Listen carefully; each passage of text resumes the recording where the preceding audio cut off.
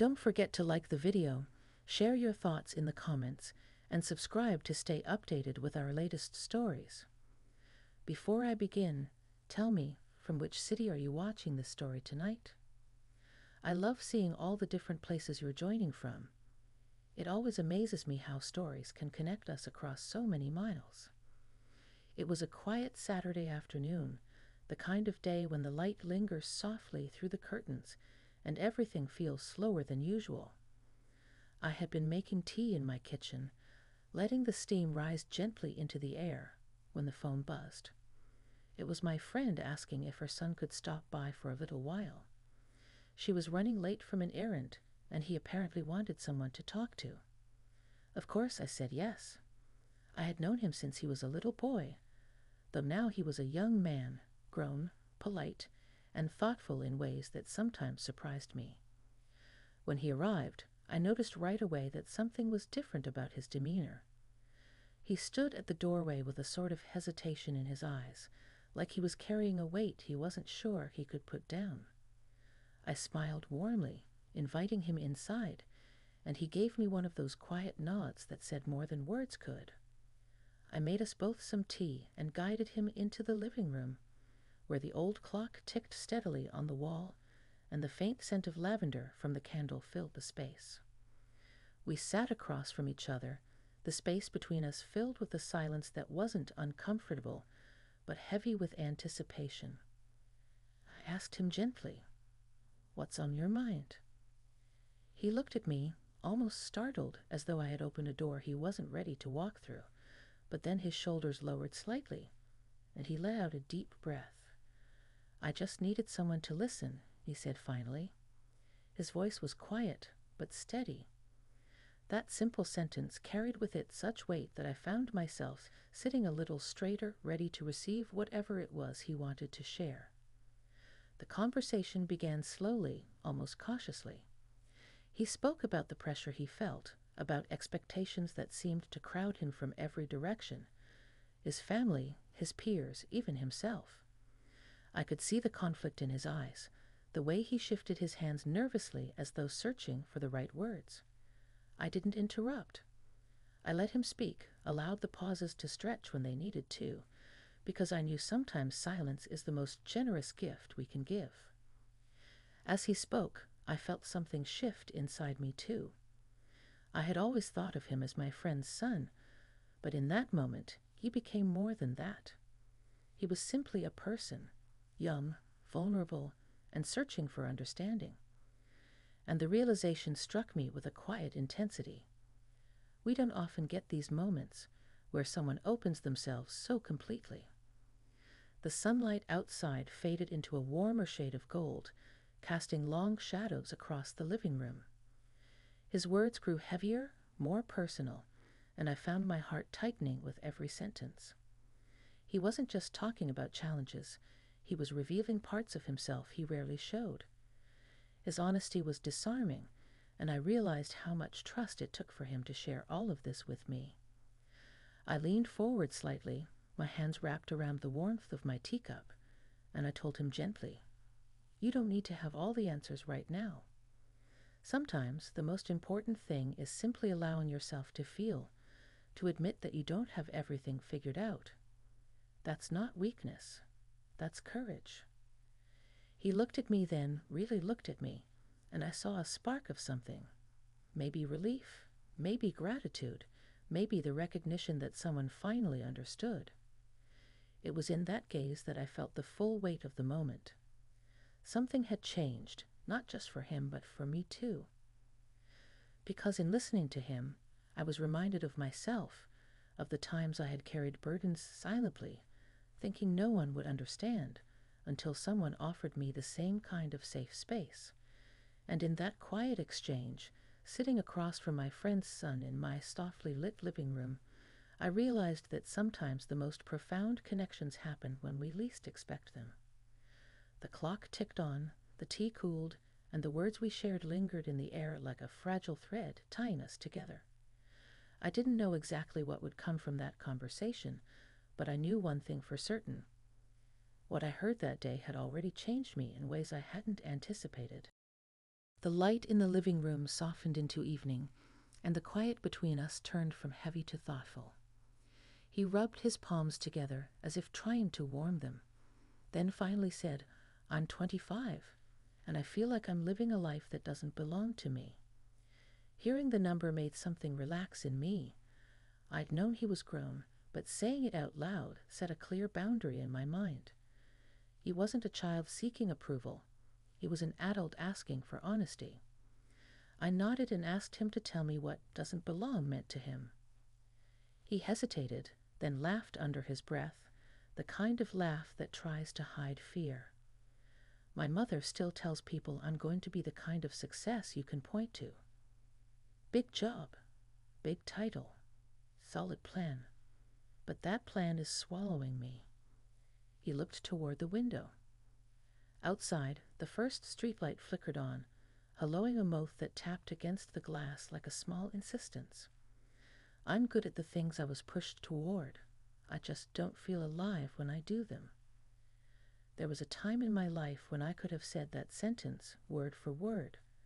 So I asked him what did make him feel alive. He shook his head like he was ashamed to say it. Then he just let the words fall. Music. Not fame or anything like that. Just arranging sounds until they feel like a room where you can breathe. He glanced at me quickly, as if expecting judgment. I didn't give him any. I stood up, went to the kitchen, and came back with more tea, and a plate of buttered toast sprinkled with cinnamon sugar, simple comfort, still warm. He smiled at the plate, surprised. "You always do that," he said. "You make things feel normal." "I don't know about normal," I replied. "But I believe in giving the moment what it needs." I set the plate between us and asked him to tell me more. He spoke about late nights with headphones on, about layered piano tracks that felt like walking deeper into a forest and finding a clearing you didn't expect. He talked about how his chest tightened at networking events and loosened when he sat at a keyboard with no one watching. And then he told me what really brought him to my door. His mother had found an application he'd started for a music program and hadn't finished. There had been a tense conversation, some hurt on both sides, and he'd left without resolving anything. I listened, and when he paused, I asked a question that had been nudging at me from the beginning. If you imagine yourself 5 years from now, and no one else has to approve, what do your days look like? He sat back, letting the question unfold across his face. Morning light through a small studio window. Coffee. A notebook with messy lines.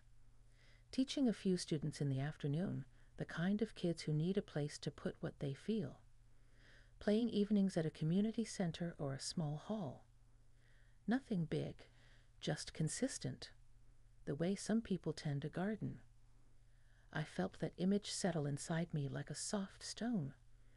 "That sounds like a life," I said, "not an escape." "There's a difference." He nodded, then looked almost shy. "Do you ever think about what you didn't do?" I could have avoided it, but the whole point of our conversation was honesty. "Yes," I said. "I loved painting. Life rerouted me for a while. I don't regret the people it brought me, but sometimes I regret how long I put the brush down. There's a kind of quiet you can only find when you're doing the thing that fits your hands." We let that sit for a moment. The old clock on the wall marked time with a steady, reasonable rhythm, as if reminding us that days are always passing whether we move with them or not. I told him something I'd learned too late. Choosing a smaller, truer life can be braver than chasing a larger one that doesn't fit. He leaned forward, elbows on his knees. "How do I tell her? I don't want to be ungrateful. I know how hard she worked. But I'm tired of living in a draft of someone else's dream." "Start with respect," I said. "Not a defense, a description. Describe the life you just described to me. Tell her what you love, not what you reject. And set boundaries the way good musicians set measures, clear enough to hold the song, flexible enough to let it breathe. He almost laughed again, but this time it wasn't bitter. You make it sound doable. It is doable, I said. But it's not always easy. You'll need proof for yourself, too. Not grand gestures, consistent steps. Play 3 nights a week. Volunteer to run a music hour at the youth center. Record 1 piece a month and send it to a friend who will actually listen, not just praise. Show yourself your own seriousness. He nodded slowly. I watched his shoulders lower again, the weight shifting into a form he could manage. Then, almost as an afterthought, he said, I didn't just come to talk about logistics. I came because I needed to hear I'm not broken for wanting something different. He lifted his gaze to mine, and I answered it with all the steadiness I had. You're not broken, I said. You're honest, and honest can be heavy at first. The phone on my side table buzzed. A message from his mother. Traffic, a delay, a promise she was on her way. I showed him the screen so he knew. He nodded, grateful. We fell into a gentler conversation after that, surprisingly ordinary. We talked about the neighborhood dog that always seems to escape, the cafe that changes its pastry menu too often, the way the air starts to smell different when summer begins to turn. Sometimes ordinary talk is how you keep a big moment from scaring itself away. He asked if we could step outside for a little air before his mother arrived. I grabbed a light cardigan, and we walked down the front steps into the soft evening. The sidewalk held the day's heat like a memory. A neighbor watered her geraniums. A child's bicycle lay on its side beside the stoop. Somewhere down the block, someone tuned a guitar, the sound drifting unevenly and landing just right. We walked without hurrying. He told me about a melody that had been following him around all week, one he didn't know how to finish. I told him sometimes the ending shows up when you tend the mill. He smiled at that. When we reached the corner, the crosswalk sign blinked to the pale white of permission, and we stepped across. There was a tiny breeze, enough to lift the edge of my hair and bring the scent of cut grass. I remembered him at 8 years old, the first time I met him, clutching a toy car and explaining all the sounds it could make. Time does such strange things. It layers who we were with who we are, and sometimes it lets those layers speak to each other. I realized as we walked that I wasn't just advising him. I was answering a younger version of myself that still wanted permission to choose. We looped back toward my house just as the sky settled into a deep blue. He stopped at the gate and turned to me with that same earnest look from earlier, but lighter now. Thank you for not making me feel foolish, he said. I needed someone who would tell me the truth without making me smaller. You're welcome, I replied. Hold on to the picture you painted today. When conversations get hard, return to it. Describe the light through the studio window. The notebook. The students. Let it be your compass, not your excuse. A car rolled to a slow stop at the curb. His mother, apologetic even before the door opened, waved. He waved back and then looked at me once more. I'll start with a message tonight, he said, almost like a promise to both of us. I'll ask if the community center needs a volunteer for music workshops. Do it, I said. Small steps, steady tempo. He smiled, then headed toward the car. I watched him go with a mix of hope and tenderness I hadn't expected to feel when I woke up that morning. He paused at the passenger door, glanced back, and gave me a small salute that made me laugh. Then he was inside, and the car pulled away. I stood at the gate for another minute, listening to the quiet after the engines fade, to the crickets starting up their evening chorus. When I finally went back inside, the house felt the same and entirely different. The teacups were still on the table. The cinnamon sugar had crusted slightly at the edges of the toast, and yet the room felt newly arranged by what had been spoken in it. I tidied the plates, rinsed the cups, and thought about the parts of ourselves that wait for the right conversation to be named. I didn't know what his mother would say later or how the next days would unfold. But I knew this. Clarity had entered the room, and once it arrives, it doesn't leave. It may shift, it may challenge, but it doesn't disappear. And as I turned off the lamp and watched the room fall into a gentle blue, I realized I had been changed too. Not dramatically, not all at once, but in the careful way a path changes when one more person walks it, leaving gentler ground for the next footsteps. The next morning arrived with a soft gray sky, the kind that makes you want to linger over coffee just a little longer. I carried my mug to the window and stood there for a while, watching the light spread across the street, thinking about the conversation from the night before. His words still echoed in me, not just because of what he shared, but because of what they stirred in me. Old dreams, half-buried longings, and a reminder that even at my age, there's still room to choose differently.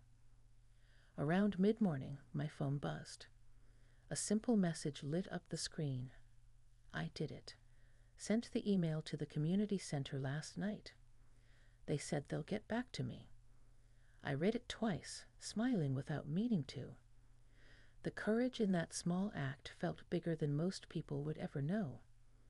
I typed back, "That's wonderful. Keep me updated." Then I set the phone down and let myself sit with the warmth of that moment. Later in the day, he showed up again. This time, there was no hesitation at the door. He knocked, then leaned casually against the frame, his expression lighter than the night before. "I didn't mean to bother you," he said, "but I thought maybe you'd like to hear what happened."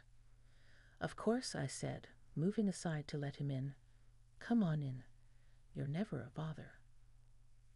We sat again in the living room, the familiar rhythm of the space welcoming us both. He told me the community center had replied quickly, asking if he could come by the following week to discuss leading a weekly music workshop. His eyes lit up as he spoke, and I realized just how much difference a single step had made for him. "I don't know if I'll be any good at teaching," he admitted, "but I want to try." "That's enough," I told him. "No one begins perfect. Trying is how we learn." There was a silence then, not the heavy one of last night, but a peaceful pause. He glanced around my living room at the framed photographs on the wall, the books stacked neatly by the armchair, the little traces of my life gathered quietly over time. "You've always made this place feel safe," he said. "Like nothing here is in a rush." I thought about that for a moment. Maybe it's because I spent too many years rushing. I know what it costs. So now, I try to let time breathe here. His face softened, and then he asked something that caught me off guard. "Do you ever wish you'd chosen differently? Not in a regretful way, just differently." The truth hovered there between us. I took a sip of tea before answering, because some answers deserve a moment. "Yes," I said finally. "There are paths I didn't take. Some of them I still wonder about. But I also know that each choice brought me here. And if I hadn't walked the roads I did, maybe I wouldn't be sitting with you now, having this conversation." He nodded slowly, letting the words settle. Then he leaned back and told me about a dream he'd had. In it, he was standing in a vast hall filled with music, layers and layers of sound that felt alive. People weren't watching him. They were part of it. He said he woke up with tears on his face because it felt so real. Listening to him, I felt a pang of recognition. Dreams like that don't come often, but when they do, they leave a mark you can't ignore. I told him gently, "That sounds less like a dream and more like a vision. Maybe it's something your heart is asking you not to forget." For a while, we sat in quiet reflection, the kind where even the smallest details become vivid, the faint hum of the refrigerator in the kitchen, the creak of the wooden floor when he shifted his weight, the way the light caught the edge of his hair. It felt like life reminding us that every ordinary moment carries a thread of the extraordinary if we're willing to notice. When he finally stood to leave, he hesitated at the door. I don't know why, but talking to you feels different than talking to anyone else. You don't try to fix me. You just let me be. That's all any of us need sometimes, I replied. Someone to let us be without judgment. As he walked down the path to the street, I stayed at the window, watching until he turned the corner. Something in me felt deeply moved, almost shaken, but not in a way that unsettled me. More in the way a song stays with you long after it ends, humming quietly in your chest. That evening, alone with my thoughts, I picked up an old sketchbook from the shelf. Dust clung to the cover, and when I opened it, faint pencil marks stared back at me, unfinished drawings from years ago. I ran my fingers over the lines and felt something stir awake inside me. His courage had touched something dormant in me, reminding me that I too once had passions I had set aside. I found myself sharpening a pencil, sitting at the table, and letting the lines form again. My hand was rusty, the strokes uneven, but it didn't matter. What mattered was that I began. And as the hours slipped by, I realized the conversation we had shared wasn't just changing him. It was changing me too. The following week arrived quicker than I expected, and with it came a quiet anticipation. I hadn't realized how much I was waiting to hear from him until my phone buzzed again. His message was short, but brimming with energy. They want me to start next Tuesday. A weekly workshop. I'm nervous, but I said yes. I smiled at the words and found myself whispering them aloud. I said yes. There was something so powerful in that simple phrase. How often in life do we silence our yes out of fear or out of loyalty to someone else's expectations? Yet here he was, stepping into something uncertain but true. That evening, he stopped by once more. I had left the porch light on, and I remember how the glow caught his face as he walked up the steps. He looked different already, more assured, like a man who had finally given himself permission to follow his own compass. "Congratulations," I said as I opened the door. "That's a big step." He grinned, a mix of excitement and nervousness. "I don't know if I'll be any good at it, but I can't stop thinking about it. I feel awake." We sat down at the table, sharing a pot of tea, and he told me about the plans forming in his head. He wanted the workshops to be more than just notes and rhythms. He wanted them to be spaces where people could feel seen. Some kids don't need more rules, he said thoughtfully. They need a place where they can put their feelings without words. As I listened, I felt something warm stir in me again, the same feeling I'd had when I picked up my sketchbook days earlier. I told him about it, about how I had started drawing again, shaky though my lines were. His face lit up as if I'd just told him the most important secret in the world. "That's incredible," he said. "See, you're proving it too. It's never too late to come back to yourself." We both laughed softly at that, and then fell into a comfortable silence. There's a kind of quiet that only happens when two people know they don't need to fill it.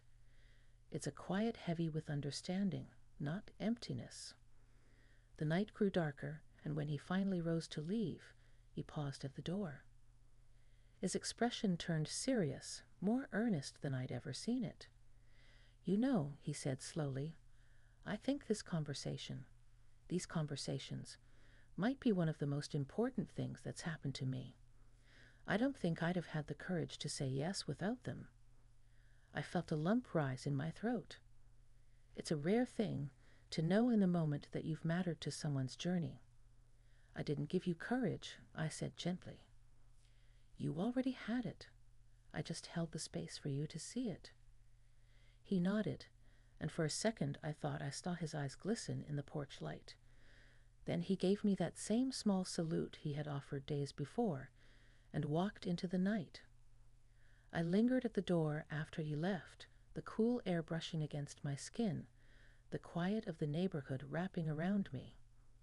My heart felt full of his courage, his honesty, and also full of my own rediscovery. His steps toward music had awakened in me the reminder that it's never too late to choose again, to let something dormant bloom. The days that followed carried a softness with them. I found myself sketching more often, sometimes losing hours at the table, pencil smudges on my fingertips, the kind of contentment I hadn't felt in years. And when he messaged me after his first workshop, it was messy, but the kids laughed. One of them said it was the best hour of their week. I laughed out loud, tears stinging my eyes. Sitting there with the message glowing on my phone, I realized that life doesn't always change in sweeping gestures or grand events.